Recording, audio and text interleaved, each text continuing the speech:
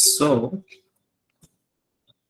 Fine, जब हमने stress पे बात की थी ना, तो हमने स्ट्रेस पे बात करते हुए समझा था कि यार ये बहुत तामझाम वाली चीज होती है, बहुत बेकार चीज होती है, और इसका हेल्थ पे भी बहुत ज्यादा असर पड़ता है। पढ़ा था, बर्नआउट Yes, होता है। sir. क्या होता है बर्नआउट, बताओ, कौन बताएगा? Mudit Kumar Sahu from Madhya Pradesh. Yes Mudit. Sir sir fatigue. फटी, इतना टफ क्वेश्चन नहीं पूछा है सर। ओके, फिर से, फटीग नहीं होता है आंसर। फटीग मतलब तो थकान हो गई। what was the difference between थकान and burnout? Avishi Jain, like to answer? Sir, can you repeat the question? Sorry, Can you repeat the question? what do we understand by the word burnout? कि मतलब जब हम like mentally भी और physically भी tired हो जाते हैं कि Mentally we or can not physically? Do it anymore, exhaustion एक तरह से। ठीक है, so I cannot handle it anymore. बस अब मेरा दिमाग बिल्कुल बंद हो चुका है। और जब आप एग्जाम देने जाते हो और एग्जाम हॉल में बैठकर आपको एकदम से चीजें गायब हो जाती हैं आपके अंदर से, आपको याद नहीं आती कि यार ये मैंने पढ़ा तो था पर मुझे याद नहीं आ रहा है। ये वाला जो इमोशनल एग्जॉशन, मतलब अब आपका दिमाग काम करना बंद कर चुका है, आपका मन लगना बंद हो चुका है, दिमाग काम करना बंद हो चुका है, आप सोल्यूशन खोज ही नहीं पा रहे हो, खोजना चाहते हो बट खोज नहीं पा रहे हो। ये होता है burnout. No, tell me one thing, किसी भी ऐसा होता है कि मुझे स्ट्रेस हुआ और एकदम से ही मैं बर्नआउट हो जा रहा हूँ? ऐसा होता है क्या? किसको किसको आप No. लोगों में स्ट्रेस हुआ है कभी कभी ना कभी लाइफ में?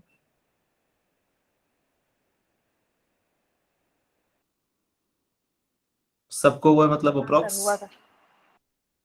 कुछ एक आध दो लोगों को छोड़कर, ठीक है। तो उसका अगर मैं आपसे पूछूं कि यार मुझे बताओ, समझाओ कि बर्न स्ट्रेस का एक प्रोसेस क्या होता होगा, क्या होता होगा कि सबसे पहले एक ट्रिगर आता है, एक प्रॉब्लम आती है। ट्रिगर वर्ड समझते हैं अपन?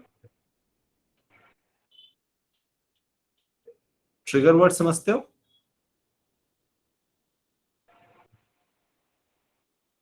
Yes, no? Yes No, sir. बंदूक वाला trigger? No yes sir. Yes, sir. वो तो पता है। Yes sir. तो हम लोग उसकी बात कर रहे हैं या कोई और ट्रिगर की बात कर रहे हैं? शायद उसी की कर रहा है, मतलब स्टार्टिंग नहीं, हम वो उसकी जैसे बात रख नहीं दी कर। जा रही है। कोई भी स्ट्रेस जब आता है तो अचानक से नहीं आ जाता है कि हाँ मैं अभी बैठा हूं और बैठे बैठे मुझे स्ट्रेस हो गया। ऐसा होता है क्या? No sir. क्या होता है फिर, कैसे होता है स्ट्रेस? क्या सर वो होता है किसी स्ट्रेस? पर्टिकुलर चीज से स्टार्ट होता है। किसी पर्टिकुलर चीज से स्टार्ट होता है। वो पर्टिकुलर चीज क्या हो सकती है? सर हमारे इमोशंस हो सकते हैं, एंजाइटी हो सकती है, या किसी ब्यूटीफुल। चीज हम चाहते सर हैं। कोई भी stressor. Stressor, okay, yes. Sir जो ऐसी आप, चीज जो हम डिमांड करते हैं और हमें मिल ना पाए। ऐसी चीज जो हम डिमांड करते हैं और हमें मिल ना पाए। Beautiful, nice explanation. सो कोई भी ऐसी चीज जो आपके अंदर स्ट्रेस क्रिएट कर रही है, प्रॉब्लम क्रिएट कर रही है, उसके पहले आपको वो स्ट्रेस नहीं था, बट ये इवेंट जब हुआ उसके बाद आपको स्ट्रेस हुआ। मतलब कि आप अभी अपने दोस्तों के साथ बहुत आराम से बैठे हुए थे, ठीक है, मस्त चिल मार रहे थे। अचानक से आपकी क्लास में एक टीचर आया जिसको देख के मुंह से आवाज निकली, अरे यार। इसके पहले क्या इमोशन थे? कौन सा इमोशन था टीचर के आने से जस्ट पहले? चिल वाला। चिल वाला, हैप्पी वाला। बट टीचर को देख के मेरा इमोशन चेंज हो गया। अब ये जो नया इमोशन आया है, उस नया इमोशन किस कारण से आया है? टीचर को देख के। टीचर को देख के। सो जो टीचर है, उस टीचर के कारण आपको वो पर्टिकुलर इमोशन आया है। सर लेकिन अब उसकी जगह हमारा फेवरेट Yes, टीचर sir. आ जाए तो वो स्ट्रेस वो आएगी नहीं ना इमोशन। तो दूसरी इमोशन आएगी ना बेटा, अच्छा एक्साइटमेंट वाला इमोशन आएगा ना फिर। यस अगर मैं किसी क्लास में चला जाऊं तो वहां पे एक्साइटमेंट वाला इमोशन आएगा ना, यस सर। राइट। इसका मतलब कि अगर मान लो कोई था जो बहुत बोर बैठा हुआ था, और उस क्लास में एक ऐसा टीचर आ गया जो उसका सबसे फेवरेट टीचर है, तो क्या आएगा? इमोशन चेंज हुआ नहीं हुआ? तो जो वजह है, जिस वजह से इमोशन चेंज हो रहा है, उस वजह को बोलते हैं ट्रिगर। ठीक, जो उस इमोशन को ट्रिगर कर रहा है, चालू कर रहा है। आया समझ में? Hello, yes. सर ठीक, अब हर ट्रिगर एक इमोशन को लेकर आता है, और हर इमोशन के बाद क्या आता है बताओ? अगर आपके पास, आपको एक इमोशन आया आपके अंदर, उसके बाद आप क्या करोगे? थॉट आएगा। रिएक्ट करोगे। ठीक है, खुशी, अगर खुशी वाली इमोशन आ रही है तो आप खुश होगे। सिर्फ इमोशन अंदर ही अंदर रखोगे क्या? No sir. किसी पे प्यार आ रहा है तो प्यार दिखाओगे, गुस्सा आ रहा है तो गुस्सा दिखाएंगे। दिखाएंगे। अब ये जो एक्शन आ रहा है, उस एक्शन को करने के पहले या उसके बीच में आपके इमोशन और एक्शन के बीच में एक प्रोसेस होगी। उस एक्शन के पहले, जस्ट पहले क्या कर रहे हैं अपन?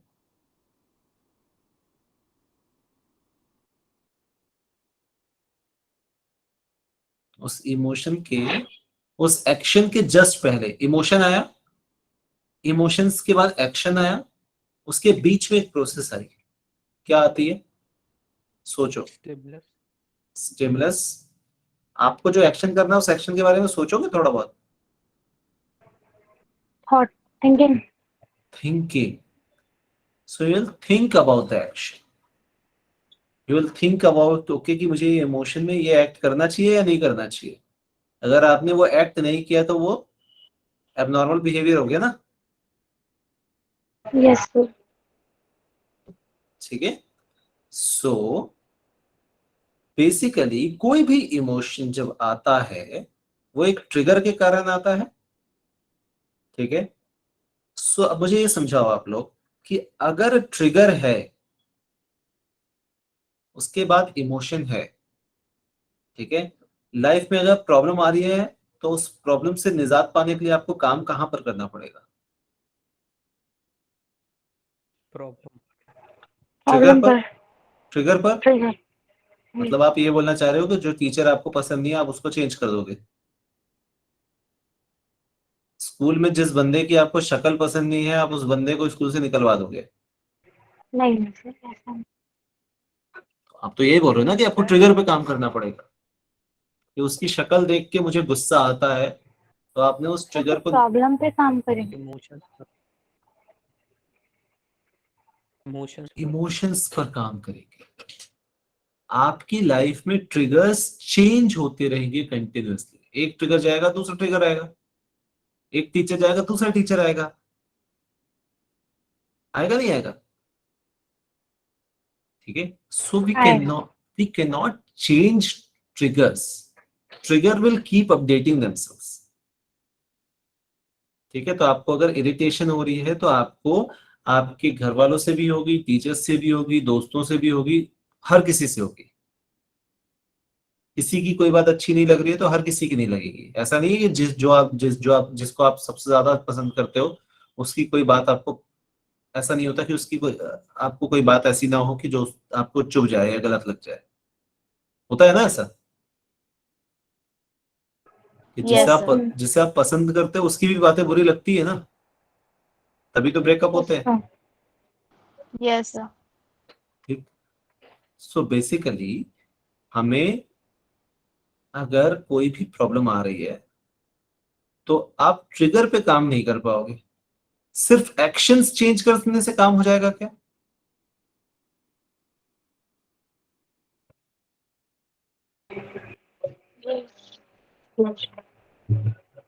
मतलब कि Yes, sir. आपको ये पता है कि मुझे मेरी हेल्थ इश्यूज हैं, ठीक है, मुझे सुबह उठना का मन नहीं करता। अब आपने अपने आप को बहुत मोटिवेट किया कि नहीं यार, बस अब मैं कल से उठूंगी, सुबह एक्सरसाइज करूंगी, मुझे पता है कि एक्सरसाइज करना सेहत के लिए अच्छा रहता है। कितने लोगों को पता है ये बात? कितने लोग करते हैं?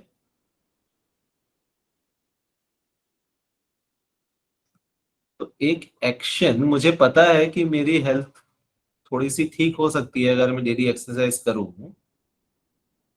तो मैं अगर एक्शन बदल सकता हूँ क्या? यहाँ बदल पा रहा हूँ क्या मैं एक्शन? एक दिन गए, फुल मोटिवेट हुए, संदीप महेश्वरी के वीडियोस देखे, फुल मोटिवेशन में गए, एक दिन 2 दिन जिम किए, उसके बाद दोबारा घर पे करके। जिम वाले इसी बात पे पैसा कमा ले रहे हैं, साल भर पे बेच रहे हैं आपको पैकेज, आप जा रहे हो 4 दिन। होता है सर? सर हम Yes, ट्रायल sir. लेके आ जाते हैं। ज्यादा होशियार लोग ट्रायल लेके आ जाते हैं, Yes, sir. Yes, sir. 10 दिन है और 1 महीने का ट्रायल। पर जाते नहीं है महीने भर। ठीक है, सर चले जाते। सिर्फ अगर आप एक्शंस पे सोचोगे कि अगर मेरी लाइफ में स्ट्रेस है और मैं सिर्फ एक्शंस पे काम कर लूं उससे सोल्यूशन मिल जाएगा, तो उससे सोल्यूशन नहीं मिलेगा। तो फिर हमें क्या करना पड़ेगा? क्या करना पड़ेगा? कहाँ पर काम करना पड़ेगा? सर मोटिवेट करना होगा। मोटिवेट किस तरीके का, समझाओ मुझे। सर लाइक जो हमें काम करना है अगर वो हमारे लिए अच्छा है तो कौन हम मोटिवेट मोटिवेट करे? करेंगे। किसको? हम अपने हम खुद को मोटिवेट करेंगे। खुद को मोटिवेट करेंगे, मतलब आप अपने एक्शन, खुद को मोटिवेट करना मतलब आप अपने इमोशंस पे काम कर रहे हो या एक्शंस पे काम कर रहे हो? Both sir. सर दोनों पे। गुड। तो जब आप अपने आप पर काम करते हो तो सबसे पहले आपको उस ट्रिगर पर काम करना पड़ता है, ट्रिगर नहीं, उस इमोशन पर काम करना पड़ता है। तो अगर आपकी फेलियर वाली इमोशंस हैं कि यार मैं हर चीज में फेल होता हूँ या फेल होती हूँ, I am worthless, I am not good at anything, until and unless you change this particular emotion, आपका कोई भी एक्शन उस चीज के साथ काम नहीं करेगा। तो पहले तो ये इमोशन चेंज करना पड़ेगा, ठीक है? स्ट्रक्चर समझ में आया? ट्रिगर, इमोशन, एक्शन, ये स्ट्रक्चर समझ में आया? Yes, no? सर थोड़ा थोड़ा। ठीक है, बहुत है। आप लोगों की एज में अगर थोड़ा भी समझ में आ गया तो इट्स गुड। ये जो कंटेंट अभी अभी हमने आपको दिया, ये कंटेंट है 1 घंटे का, और जिसका हम ट्रेनिंग सेशंस में चार्ज करते हैं 5 से 10 हजार रुपए, ठीक है? Now let's try to understand कि कोई भी स्ट्रेस जब आता है ह्यूमन माइंड के अंदर, अच्छा माइंड में आता है या ब्रेन में आता है? माइंड। पक्का? माइंड। कोई है ब्रेन वाला? तेजल, किस में आता है बेटा स्ट्रेस? ये लोग माइंड बोल रहे हैं, गलत बोल रहे हैं सही बोल रहे हैं? बोथ, सर दोनों में आ सकता है। दोनों में आता है। बॉडी में भी आ सकता है क्या, फिजिकल बॉडी में stress? Yes sir. Yes sir. हम साइकोलॉजिकल स्ट्रेस की बात कर रहे हैं बेटा। साइकोलॉजिकल स्ट्रेस जो है No, वो sir. ब्रेन में नहीं आता, माइंड में आता है। सॉरी, इफेक्ट्स आते हैं सर उसके। ठीक है, तो ब्रेन में नहीं आता है स्ट्रेस, स्ट्रेस माइंड में आता है। ब्रेन में इमोशन हार्मोन्स आते हैं जो उसको सही या गलत साबित करते हैं। ठीक है, जो स्ट्रेस को क्रिएट करते हैं वैसे हार्मोन्स आते हैं ब्रेन में, बट स्ट्रेस कहां पर आता है? माइंड में। सर माइंड और ब्रेन में क्या डिफरेंस होता है? Beautiful, good morning. ठीक है, इस पे हमने डिस्कस किया है शायद, if I remember, yes sir, आपने किसी बताया। किसी एक क्लास में। बताओ तो गुलप्रीत को, कौन बताएगा? मैम किसे गुलप्रीत की आवाज पसंद है? सर माइंड एग्जिस्ट नहीं करता और ब्रेन एक पर्टिकुलरली हमारे बॉडी पार्ट में एग्जिस्ट करता है। अच्छा, माइंड को और हम टच फील नहीं कर सकते, कैसे फील कर सकते हैं मतलब बायोलॉजिकली नहीं प्रूव कर सकते,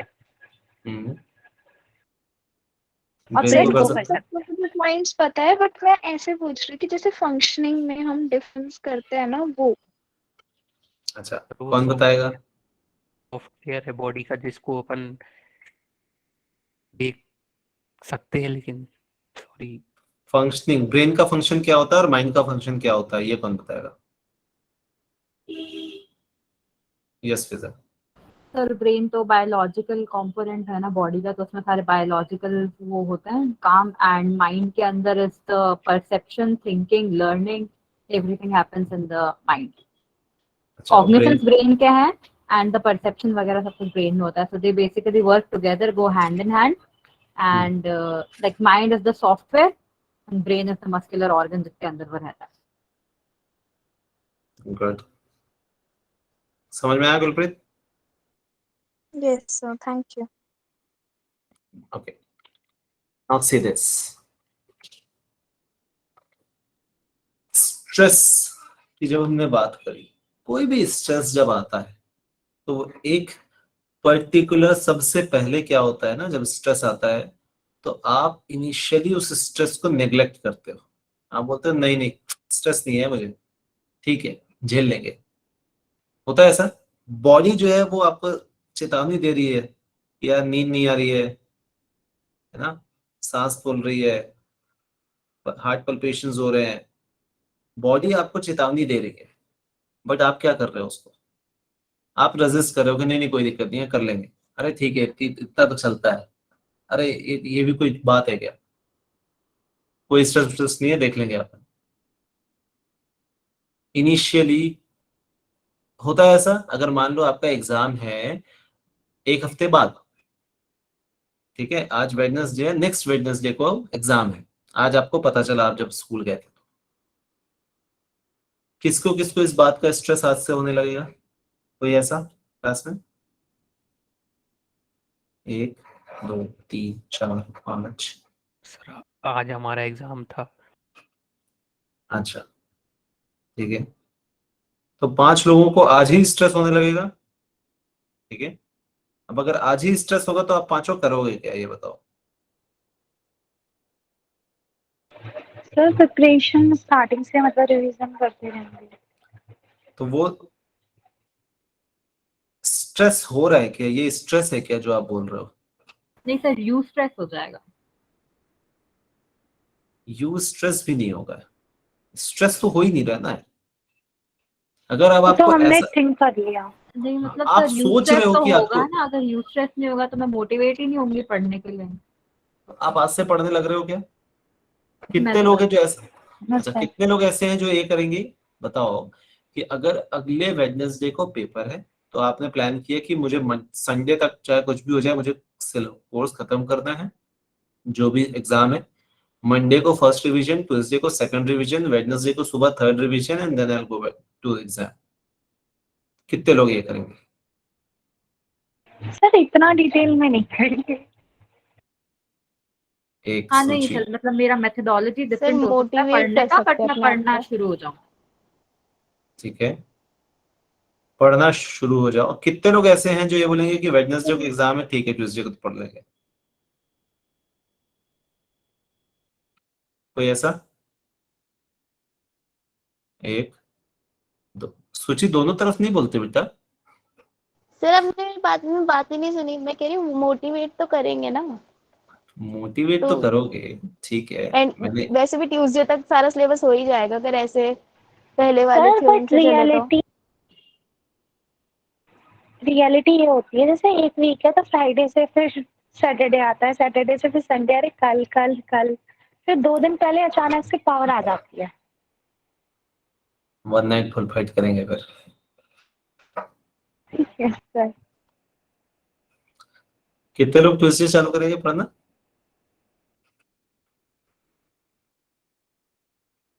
कितने लोग ट्यूसडे को ये पूछेंगे कि कल कौन सा पेपर है? या मैं ये तो पता था कि हाँ यार ट्यूसडे को एग्जाम होने वाला है, तो हमने पूछ लेते हैं कि हाँ क्या हो रहा सर है। ऐसा अभी तो नहीं है लेकिन पहले ऐसी हालत थी। इंग्लिश का पेपर था और मैं हिंदी पढ़ के चली गई थी और वो कुछ कमबख्त दोस्तों की वजह से। अच्छा अच्छा, अब इन दोनों केस में स्ट्रेस किसको ज्यादा है? जिसने एक हफ्ता पहले से पढ़ाई स्टार्ट कर दी या जिसने एक दिन पहले पढ़ाई स्टार्ट करी? 1 हफ्ते वाला। पक्का? एक हफ्ते वाला दोनों को ही होता है। सर लॉन्ग टर्म में 1 हफ्ते वाले को है, बट शॉर्ट टर्म में देखा जाए तो एक दिन पहले अगर सिलेबस कंप्लीट करोगे तो कितना ज्यादा स्ट्रेस हो जाएगा अंटिल वो बहुत फ्री माइंडेड है। अगर आप किसी को स्ट्रेस तो एक दिन पहले तक का वेट करेगा क्या? No sir. अगर आपको स्ट्रेस है इस बात का तो आप वेट करोगे कि एक दिन यार ठीक है ना देखेंगे? अगर देखेंगे बाद में करेंगे तो स्ट्रेस है ही कहाँ फिर? स्ट्रेस तो तब है जब अच्छा अरे यार अगले हफ्ते एग्जाम है चलो पढ़ाई करते हैं। Yes no? Yes sir. Yes sir. ठीक है। सो बेसिकली इन दोनों में सही कौन है? सर एक चीज पूछूं, यस। आप किसकी साइड हो? 1 हफ्ते वाले की साइड हो या 1 दिन वाले की साइड? मैं साइकोलॉजी की साइड हूँ फिलहाल। Yes फिजर? Sir matter of perception है, जिसको जैसा सूट होता है वो वैसा करता है, नॉट रियली ठीक गुड है। और बैड। ओके अच्छा, अब ये जो पहले वाला बंदा था जिसने एक हफ्ता पहले से टेंशन लेना स्टार्ट कर दिया था, पढ़ना स्टार्ट कर दिया था, प्लानिंग स्टार्ट कर दी थी, पढ़ना स्टार्ट कर दिया था, उसके आए 20 में से 18। ठीक। दूसरा जिसने एक दिन पहले पढ़ना स्टार्ट किया था उसके आए 20 में से 12। कौन ज्यादा सही? जिसने 6 सर दिन पढ़ के 12 वाला। 6 सर दिन पढ़ सेकंड वाला। एक दिन पढ़ के 12 लाया जिसने? Yes sir. यस। पक्का? एक हफ्ते वाला। सर सेकंड वाला ही है। Yes फिजर? Sir matter of perception है, किसी को 12 में खुशी हो जाती है, किसी को 18 में भी नहीं होती। सर लेकिन जो एक दिन पहले पढ़ेगा लॉन्ग टर्म याद नहीं रहेगा उसको, उसके कॉन्सेप्ट क्लियर नहीं होंगे। ब्यूटीफुल। तो पहली बात, जिसने एक दिन पहले पढ़ा उसने सिर्फ पास होने के लिए पढ़ा। वो अपने आप को जस्टिफाई कर रहा है कि देखा मैंने एक दिन पढ़ के 12 ले आया, तूने क्या उखाड़ दिया 18 लाख। यस। सो अब आपके ऑब्जेक्टिव जो फिजा बोल रही है परसेप्शन, आपका ऑब्जेक्टिव क्या है? आपका ऑब्जेक्टिव सिर्फ नंबर लाना है या आपका ऑब्जेक्टिव पढ़ना है? दोनों में अलग डिफरेंस है, बहुत बहुत बड़ा डिफरेंस है। आपका ऑब्जेक्टिव सिर्फ नंबर लाना है या समझना है उस चीज, उस पर्टिकुलर टॉपिक को? अगर आपने समझा है तो वो आपको लॉन्ग टर्म याद रहेगा। अगर आपने सिर्फ एग्जाम के लिए पढ़ा है तो फिर आप उन्हीं अनस्किल्ड बेरोजगार ग्रेजुएट्स की लाइन में खड़े हो जाओगे जो इंडिया में बहुत है। Yes. A difference between a skilled graduate and an unskilled graduate is this difference of 12 and 18. A one day fight and a yearly जो बंदा प्लान कर रहा है अपना, that's the difference. अब बताओ कौन बेहतर? सर 18 मार्क्स वाला। बट वो तो स्ट्रेस भी ले रहा है ना ज्यादा। सो बहुत पतली सी लाइन होती है बिटवीन स्ट्रेस एंड प्लानिंग। तो मैंने जो आपको एग्जांपल दिया था वो स्ट्रेस का एग्जांपल नहीं दिया था मैंने आपको बंदे का प्लानिंग समझाया था कि अच्छा वो प्लान कर रहा है कि अच्छा अगले हफ्ते है, सो मैं संडे तक इसको खत्म कर लूंगा, फिर मेरा मंडे ऐसा रहेगा, ट्यूसडे ऐसा रहेगा। वो प्लान कर रहा है, वो स्ट्रेस नहीं ले रहा है। अब अगर उस प्लान के चक्कर में वो घबरा जा रहा है तो वो एग्जाम हॉल में जाके भूल जाएगा। इस स्ट्रेस के चक्कर में अगर उससे नींद नहीं आ रही है कि नहीं यार मेरा टेस्ट है, मैं सोऊंगा नहीं, पढ़ता रहूंगा, पागल हो जाऊंगा पढ़ पढ़ के, बर्न आउट हो जाएगा, then there is a problem. So there's a Sir, difference between taking a lot of stress and planning. Yes, Karishma. Exam के टाइम पे नींद ज्यादा आती है, वैसे नींद नहीं आती, ट्रिपल हो जाती है नींद का अमाउंट। अलग ही कॉन्सेप्ट है वो। ठीक, coming back to the topic, let's understand this कि इनिशियली जब भी स्ट्रेस आता है तो स्टार्टिंग में हम उस स्ट्रेस को निग्लेक्ट करते हैं। हमारी बॉडी हल्का हल्का अलार्म देने लगती है, जिसमें आपको पता चलने लगेगा कि आपको स्ट्रेस हो रहा है किसी बात का। यस, सो नॉर्मल से कम होगा कि हाँ स्ट्रेस इतना होना चाहिए, उससे कम जा रहा है। इनिशियली बॉडी रिएक्ट करने लगेगी, आप उसको इग्नोर करने लगेंगे, and then it goes up. अब जैसे जैसे टाइम बढ़ता जा रहा है, टाइम के बढ़ने के साथ साथ जैसे जैसे एग्जाम्स आते जा रहे हैं, तो इनिशियली तो हमें पता था 1 हफ्ते का टाइम है, बट फिर भी हमने ध्यान दिया नहीं। उसके बाद क्या किया, अब जैसे जैसे टाइम आता जा रहा है एग्जाम का, वैसे वैसे हमारा स्ट्रेस जो है वो बढ़ता जा रहा है, बढ़ रहा है। Yes sir. तो टाइम के साथ साथ स्ट्रेस बढ़ेगा।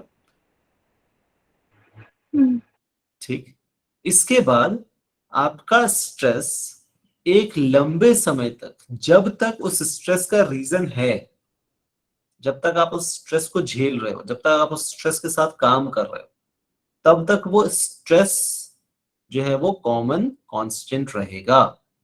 हल्का सा डिप आएगा उसमें समय के साथ साथ। जैसे जैसे आपका एग्जाम खत्म होता जा रहा है, आप एग्जाम में बैठे हुए हो, आपका एग्जाम खत्म होता जा रहा है, वैसे वैसे आपका स्ट्रेस लेवल जो है वो डाउन होता जा रहा है। सर ऐसा भी तो हो सकता है किसी को स्ट्रेस ही ना आए। होता है ना, मेरे साथ तो होता है, मैंने तो बताया। सर बिल्कुल भी नहीं होता, मतलब 0.5% भी नहीं। मुझे बहुत कम होता है, मतलब बहुत ही ऐसे टॉपिक पे स्ट्रेस होता है जहां पर मुझे लगता है ना कि ये नहीं यार, ये चीज ना मेरे को बहुत समय से चाहिए थी, और अगर आज गलत हो गया ना तो शायद मैं मिस कर दूंगा इसको फिर आगे समय के लिए। वहां पे स्ट्रेस होता है, नहीं तो नॉर्मल चीजों पे स्ट्रेस नहीं होता, क्योंकि हमने ना लाइफ में बहुत सारी चीजें हम ऑलरेडी करके बैठे हुए हैं, तो उस कारण से वो कॉन्फिडेंस बोल लो या लर्निंग बोल लो। तो अब लोगों को इंटरव्यू देने से पहले होती है ना प्रॉब्लम, स्ट्रेस होता है। हमें नहीं होता Yes, क्योंकि हमने sir. इतने इंटरव्यूज दे दिए हैं कि हमें पता है कि हम इंटरव्यू देंगे या लेंगे, वो तो बाद में पता चलेगा कि हमने लिया या दिया। ठीक है, तो स्ट्रेस नहीं होता उस बात पे। तो जहाँ पे कॉन्फिडेंस होता है वहां पर स्ट्रेस नहीं होता। Okay, sir. Sir yes, sir what if एक बंदा पूरे 1 हफ्ते तक स्ट्रेस ले रहा है, फिर जाकर उसके एग्जाम में 20 में से 16 आ जाए, देन उसने बहुत अच्छे से पढ़ाई करी है, सब कर लिया, रिवीजन कर ली, फिर ये आ जाए, फिर क्या करेंगे? उसका तो स्ट्रेस अच्छा आउटपुट भी नहीं देके गया। देखो अब आप क्या कर रहे हो, आप उससे एक रिजल्ट मांग रहे हो अपने स्ट्रेस से। अगर आप अपने स्ट्रेस से रिजल्ट मांगोगे तो वो और स्ट्रेस देगा। स्ट्रेस क्या है? Stress is nothing but expectations. अगर आपकी एक्सपेक्टेशंस नहीं है उस पर्टिकुलर चीज से कोई भी, तो आपको स्ट्रेस होगा क्या? No, sir. अगर अगर आपको इस बात से फर्क ही नहीं पड़ता कि आपके रिजल्ट क्या आएंगे, आपको स्ट्रेस होगा क्या?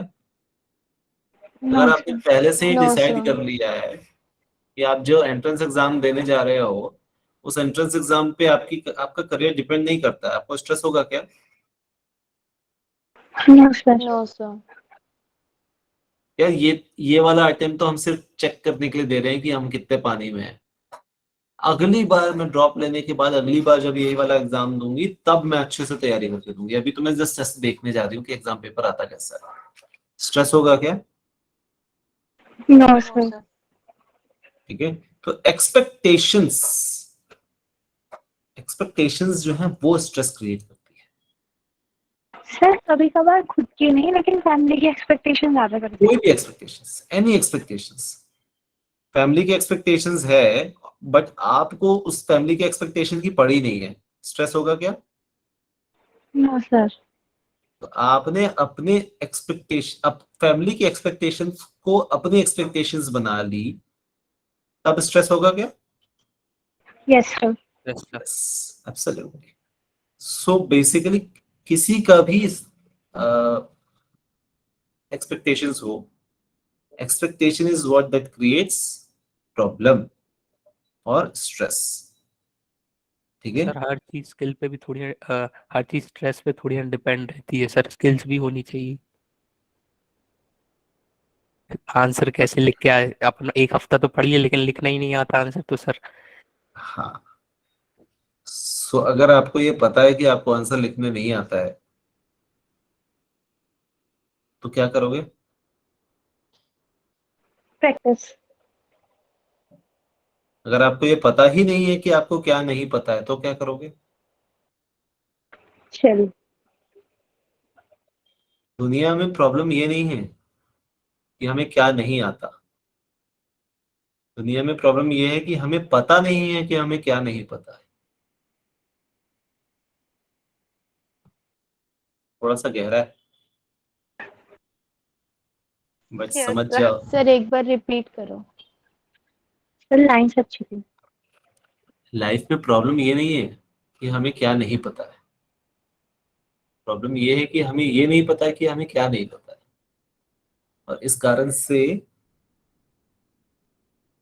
देखो, कोई भी लर्निंग प्रोसेस कैसा होता है कि पहले हम ये पता करते हैं कि हमें क्या पता करना है, what I want to know, right?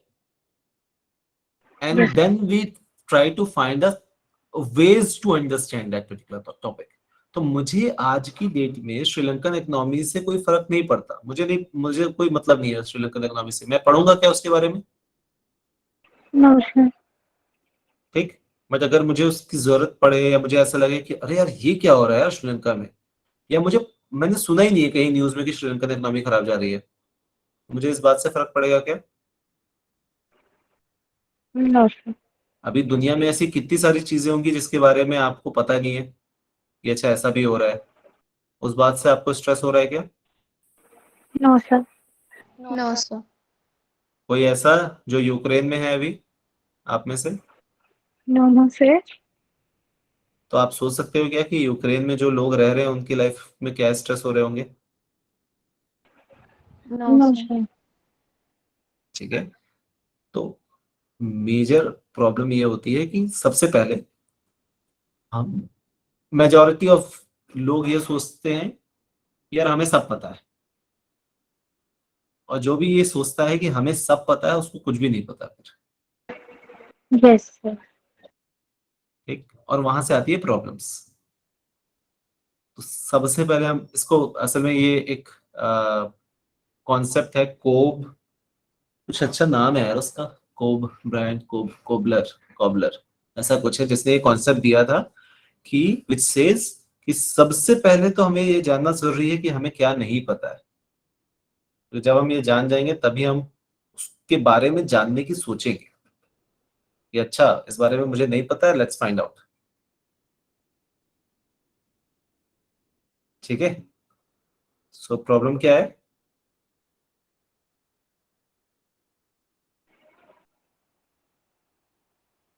Problem ये है हमें कि क्या नहीं पता। हमें ये नहीं पता है कि हमें क्या नहीं पता है। पता। ठीक है, ये प्रॉब्लम है।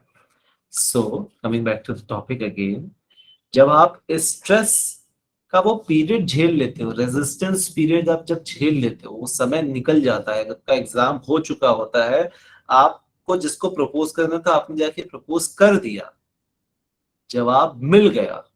अब उस पर्टिकुलर टॉपिक से रिलेटेड स्ट्रेस कम हो गया, ज्यादा होगा? कम। कम होगा। जवाब हाँ आएगा या ना आएगा? जब जवाब आ गया उसके बाद स्ट्रेस होगा क्या? No sir. No sir. Sir लेकिन मना कर दिया तो होगा ना? उस बात का तो नहीं होगा ना कि जवाब क्या आएगा। Yes sir. अब तो स्ट्रेस का रीजन चेंज हो गया ना बेटा, रिजल्ट हो गया।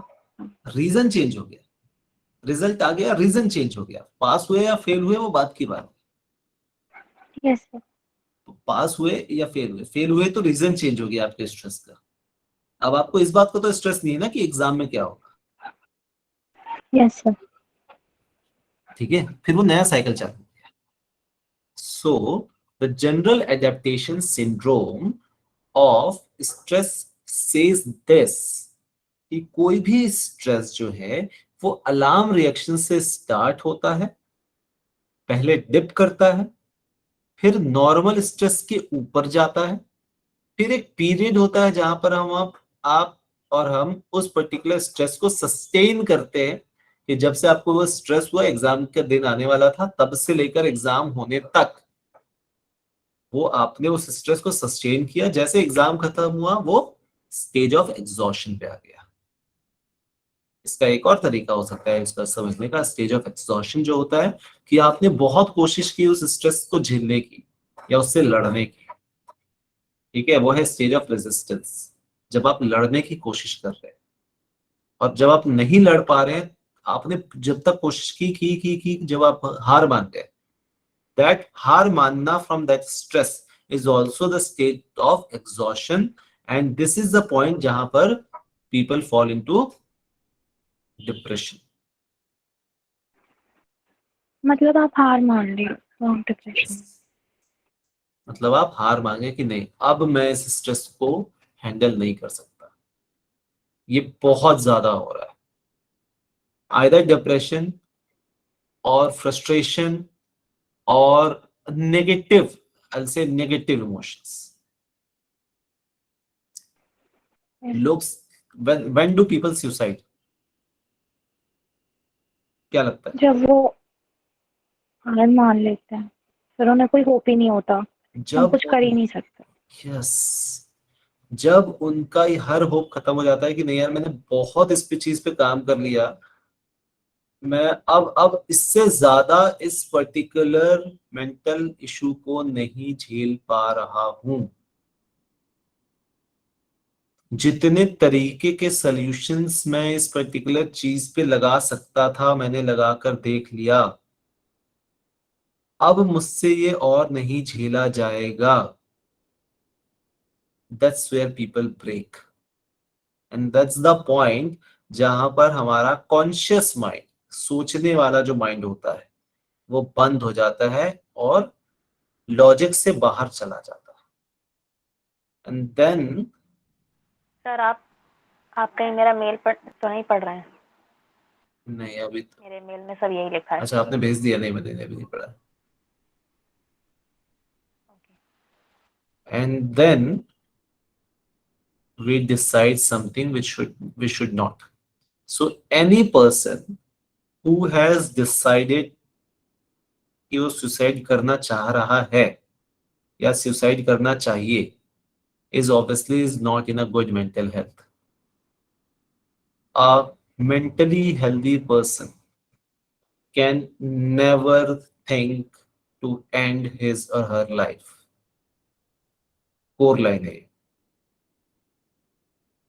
ठीक। तो अगर मजाक में भी आपके दिमाग में ये थॉट आ रहा है या गुस्से में भी ये थॉट आ रहा है, और अगर वो थॉट सस्टेन कर रहा है, आया और चला गया, दैट्स ओके, बट अगर वो सस्टेन कर रहा है और आया भी तो आके गया, वो तो बात की बात है, बट अगर आया भी मतलब कुछ तो मेंटल इशू है, मेंटल हेल्थ इशू है, and we need to work on that mental health issue, because suicide is not a solution.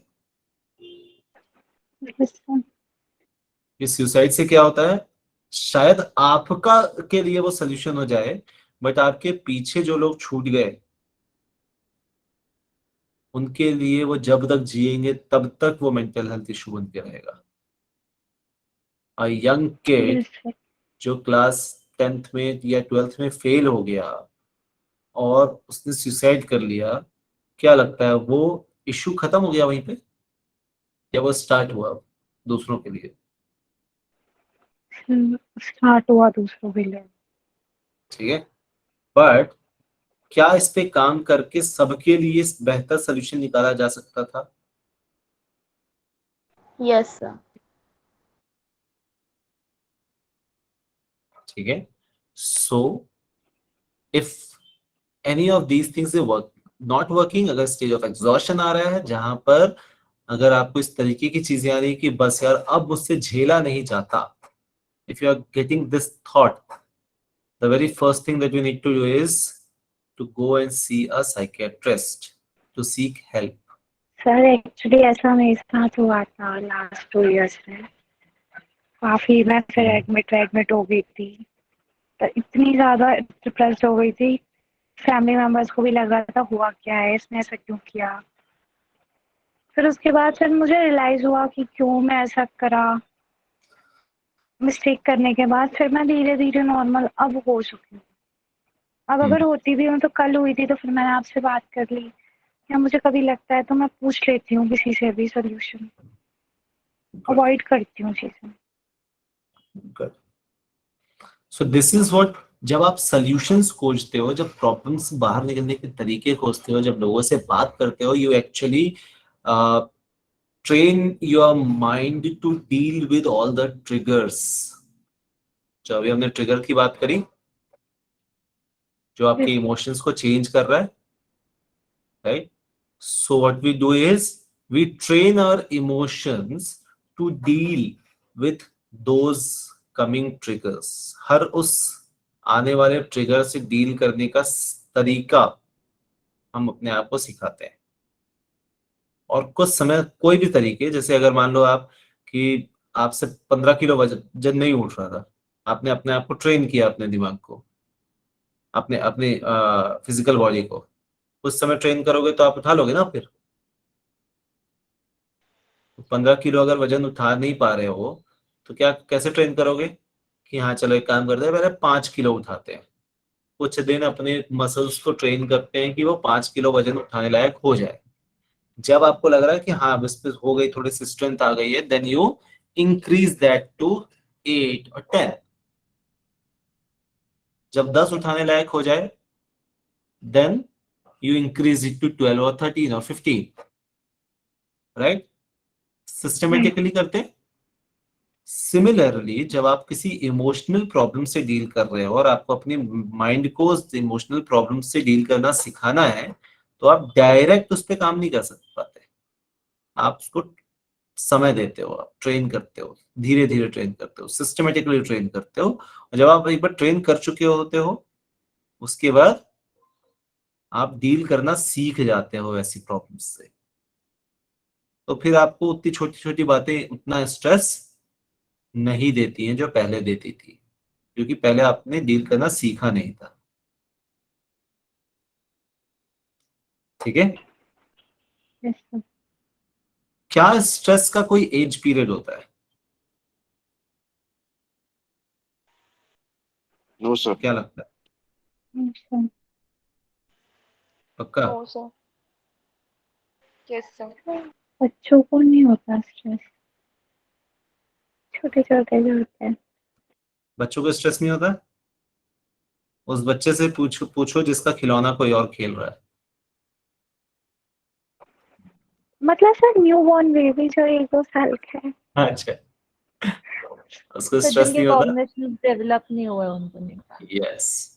सो जैसे ही आपका कॉन्शियसनेस डेवलप होता है, कॉग्निशन डेवलप होता है, उसके साथ साथ स्ट्रेस अच्छा है या बुरा है?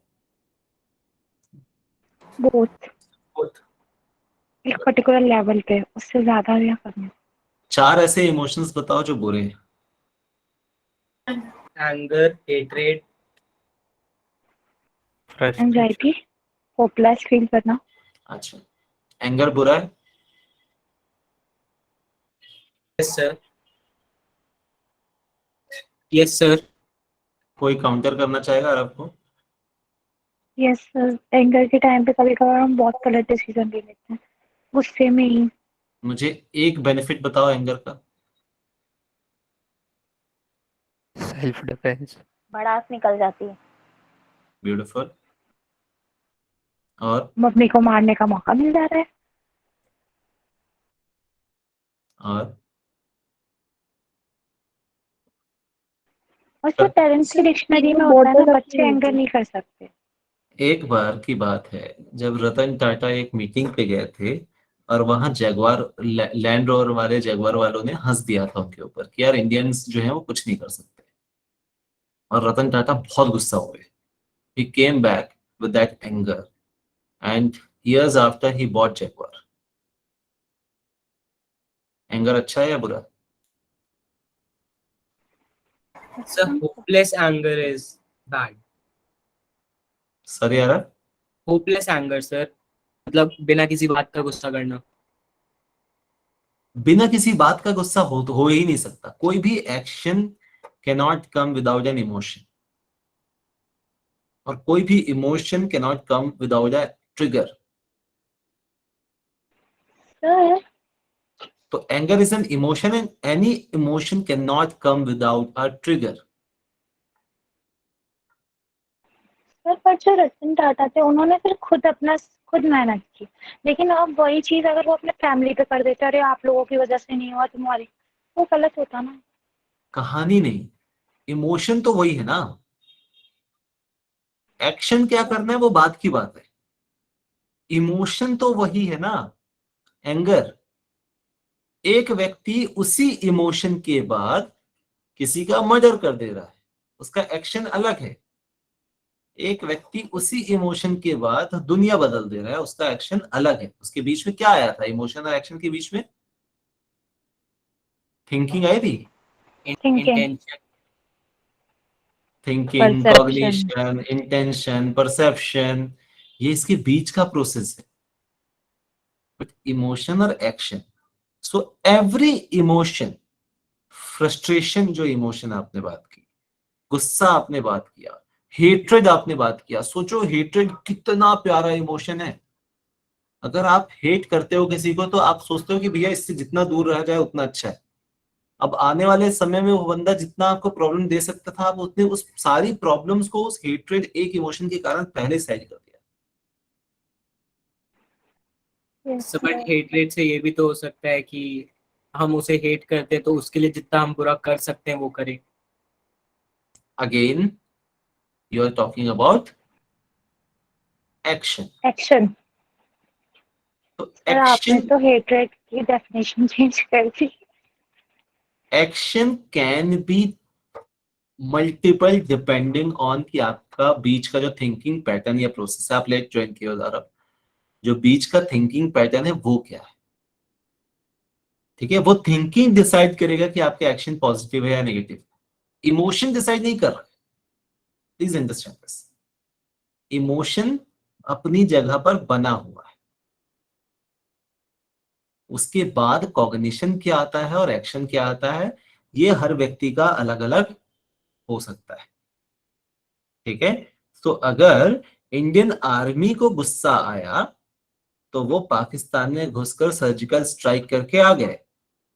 Was that a bad anger और good anger? Good anger for us, good anger. bad anger good Yes, sir. Anger. for Pakistan. Absolutely. ठीक है, सो हर इमोशन के बाद एक एक्शन आएगा, बीच में उसकी थिंकिंग है। Every emotion in human being is equally important.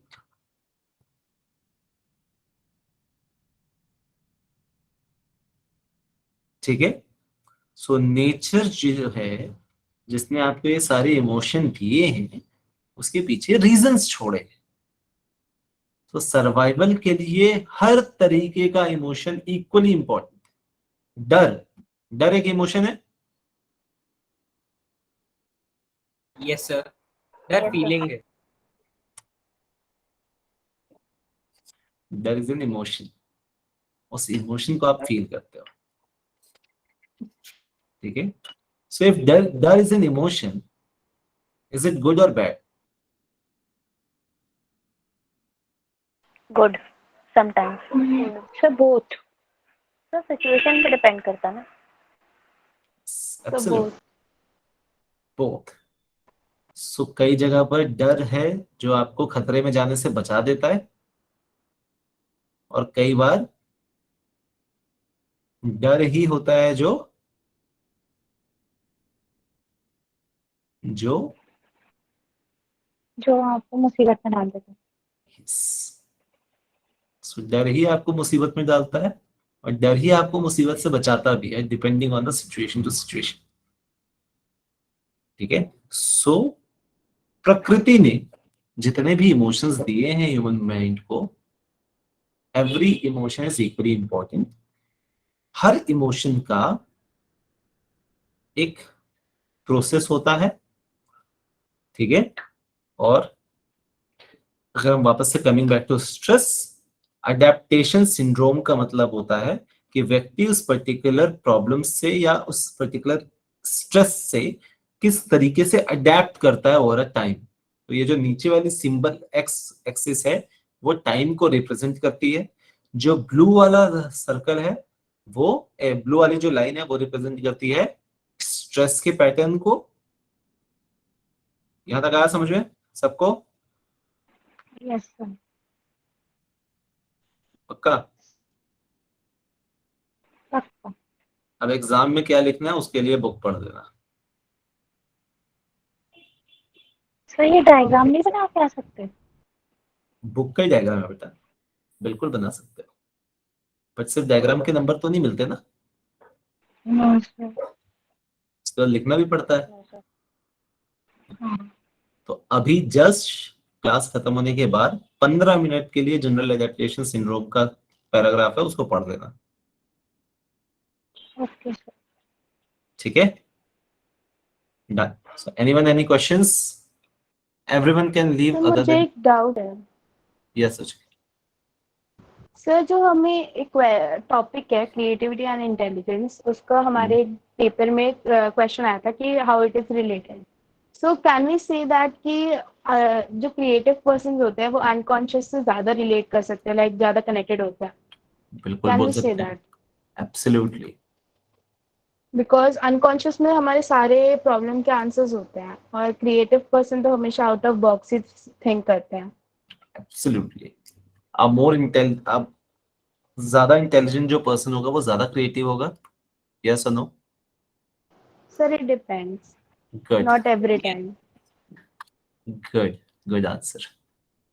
So it does not depend, जरूरी नहीं है कि हर इंटेलिजेंट व्यक्ति ही क्रिएटिव होगा। Creative person can be intelligent and can not be an intelligent person. So there Yes are sir, people but who are particular there were people who were like absolutely creative but psychological disorders. A person with hallucinations, not that intelligent, brilliantly creative person.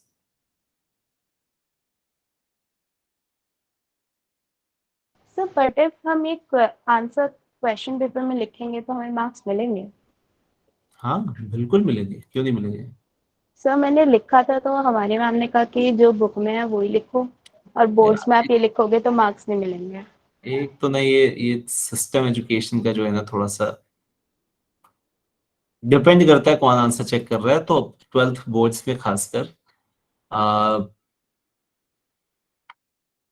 आपकी preparation और आपकी किस्मत दोनों important है। तो अगर मैं Yes, check करूंगा sir. तो मैं तो बिल्कुल नंबर दूंगा, मैं भर भर के नंबर दूंगा। But to be on safer side, yes, आप एनसीईआरटी पढ़ सकते हो। सर हमारी कॉपीज तो राजस्थान जाती है। राजस्थान में कौन क्या कर रहा है? सब ऐसे ही होंगे सर टीचर्स राजस्थान में तो।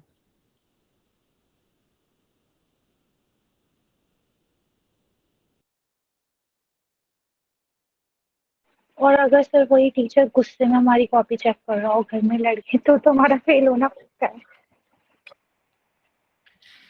ये तो आपने भले एनसीईआरटी छाप दी हो पूरी की पूरी, फिर भी आपको नंबर नहीं मिलेंगे। सर लेकिन ये तो गलत है ना। गलत तो है, बट जो है वो है सबके लिए बराबर। सर पेपर चेकिंग होने से पहले ना एक सेशन होना चाहिए टीचर्स के लिए, सबका मूड अच्छा कर दे। Write it down to serious. Yes sir, जो घर से लड़के आ रहा हो उसका मूड अच्छा कर देगा। कब बताता हूँ मैं आपको।